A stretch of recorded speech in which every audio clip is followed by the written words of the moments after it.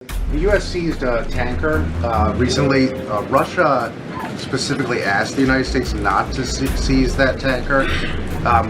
Does this action risk a larger conflict? Kementerian Transportasi Rusia membenarkan bahwa Amerika Serikat telah menyita kapal tanker minyak Marinera. Penyitaan berlangsung di Atlantik Utara pada Rabu 7 Januari 2026 setelah terjadi aksi kejar-kejaran dari Laut Karibia.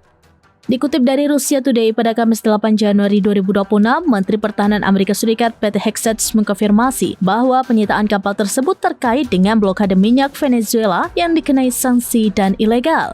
Bravery and the power and the precision of this historic operation, a massive joint military and law enforcement raid flawlessly executed by the greatest Americans our country has to offer. Kapal tanker itu pertama kali menjadi sasaran Amerika Serikat setelah dilaporkan mencoba mendekati Venezuela akhir tahun lalu.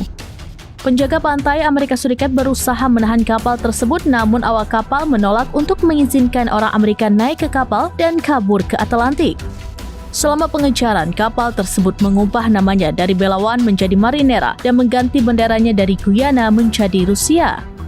Kementerian Transportasi Rusia menyatakan bahwa Marinera telah menerima izin sementara untuk mengibarkan bendera nasional pada tanggal 24 Desember 2025.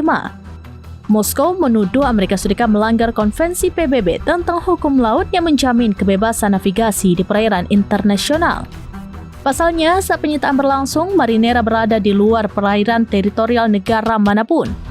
Rusia sebenarnya sudah mengerahkan kapal perang untuk mengawal Marinera, namun Amerika Serikat masih saja nekat menyita. Sekretaris Pers Gedung Putih, Caroline Leavitt, pada konferensi pers pada Rabu 7 Januari 2026 mengatakan kapal tanker itu adalah armada bayangan Venezuela dan dianggap tidak memiliki kewarganegaraan. I believe you're referring to the Bella 1 tanker that was seized this morning. The Department of Justice and the Department of Homeland Security, in coordination with the Department of War, did announce that seizure this morning for violations of U.S. sanctions. I've spoken about the enforcement of our sanctions policy at the podium prior to the new year, and this administration is going to fully enforce the sanction policy of the United States.